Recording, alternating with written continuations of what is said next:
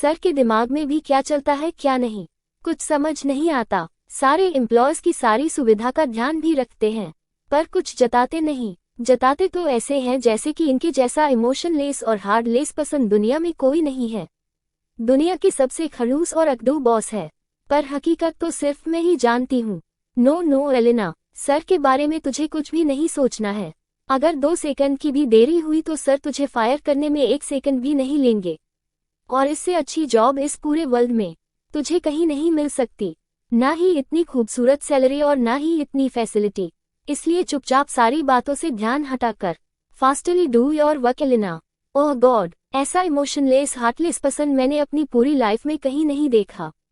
Elina अपने ही मन में रणविजय के बारे में सोचती और बोलती हुई एक इमेजिनेशन बना रही थी।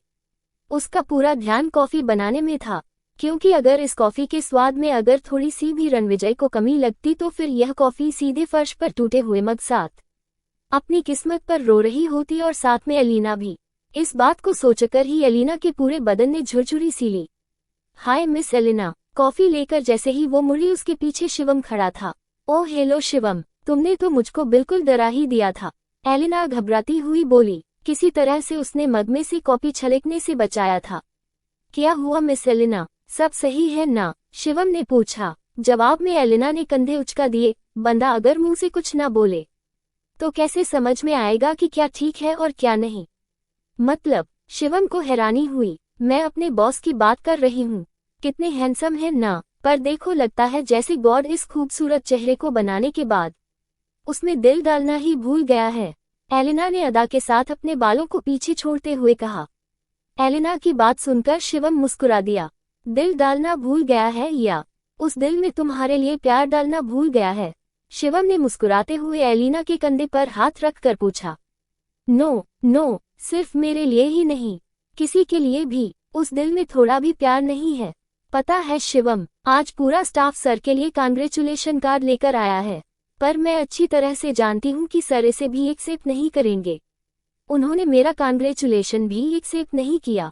उन्होंने कार्ड्स कलेक्ट करने को तो कह दिए हैं, पर मैं अच्छी तरह से जानती हूँ कि सारे कार्ड्स रिसाइकलिंग फैक्ट्री में ही जाने वाले हैं। बस दिन रात काम काम, लगता नहीं कि बंदा इंसान है, बिल्कुल मशीन, जिसे कि मुस्कुराना भी नहीं आता। एलिना मुंह बनाती हुई बोली। ओह हो, तो तुम इसलिए नाराज हो कि तुम्हारे बॉस ने तुम्हारी तरफ मुस्कुरा कर नहीं देखा?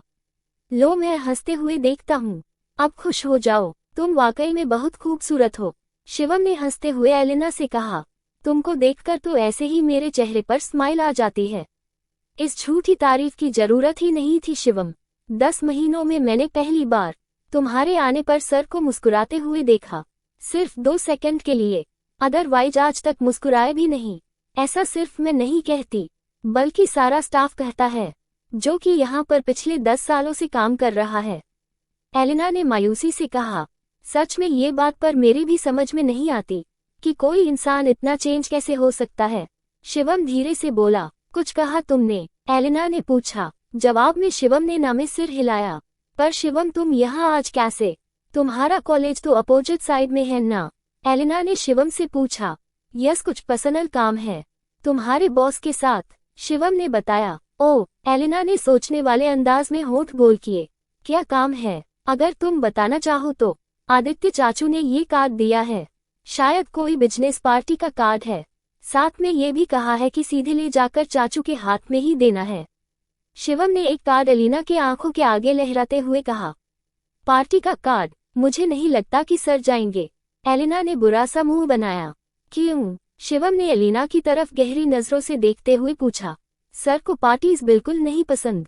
तुमको पता है शिवम, सर हर साल कई बिजनेस पार्टीज और इवेंट ऑर्गेनाइज करते हैं, पर खुद किसी पार्टी में मुश्किल से 2 मिनट से ज्यादा के लिए आज तक वहां नहीं पहुंचे, एलिना ने बताया। पता नहीं क्यों शिवम, कभी कभी मुझे ऐसा लगता है कि तुम्हारे और आदित्य सर के अलावा शायद सर का कोई दोस्त भी नहीं, और ना ही उन्होंने आज तक किसी को दोस्त बनाया। नहीं यहाँ, नहीं इंडिया में, only business rivals, business friend. तुम बहुत लकी हो जिससे कि सर इतना नॉर्मल वे में बात करते हैं, एलिना ने कॉरिडोर में चलते हुए शिवम से कहा।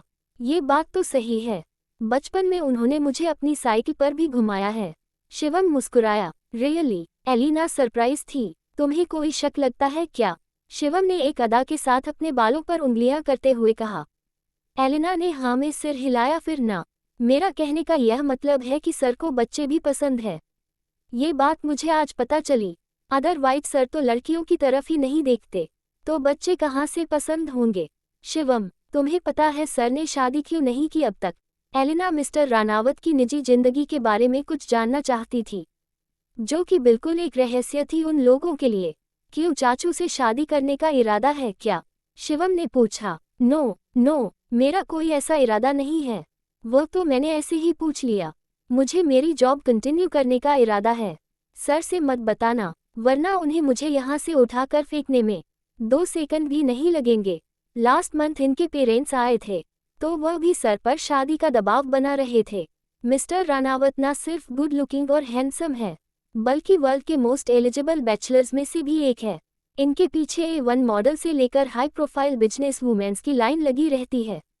पर मजाल है सर एक बार ही सही उनकी तरफ देख ले। उद्धरण चिन्ह। एलिना की बात सुनकर शिवम सोच में डूबा हुआ था। मिस्टर रानावत उसके नहीं, उसके छोटे चाचू के बेस्ट फ्रेंड थे। दोनों की फैमिली में अच्छे बिजनेस रिलेशन होने के साथ साथ फैमिली रिलेशन भी थे। शिवम उन बच्चों में से था जो मुंह में सोने का चम्मच लेकर पैदा ही होते हैं। पढ़ाई लिखाई भी क्या करनी है, आखिर संभालना तो पेरेंट्स का लंबा चौड़ा बिजनेस ही है ना।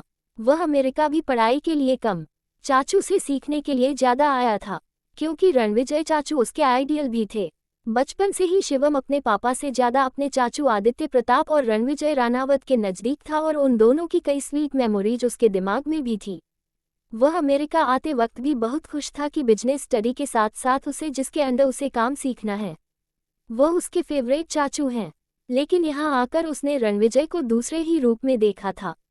हालांकि रणविजय अभी भी उसके साथ बहुत नर्म था, पर हर वक्त होठों पर सजी रहने वाली मुस्कुराहट, जो कि उसके फेवरेट चाचू की पहचान थी, वह अब रणविजय के होठों से काफी दूर जा चुकी थी।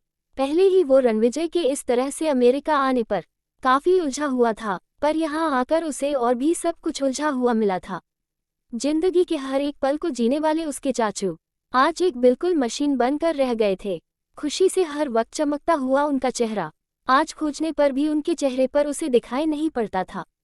पर किससे पूछता, घर में भी कोई भी कुछ बताने को तैयार नहीं था। दोनों रानावत की केबिन की ओर बढ़ गए। आखिर क्यों रणविजय इतना बदल गया था? क्या हुआ था रणविजय के साथ जिसने उसकी जिंदगी ही बदल दी? जानने के लिए बने रहे अगले एपिसोड तक। आप सुन रहे हैं अर्चना वर्मा की लिखी हुई कहानी वफा। अब हम करेंगे ऐसी ही खूबसूरत दिल छूने वाली कहानियों को सुनने के लिए चैनल को लाइक और सब्सक्राइब करना ना भूलें।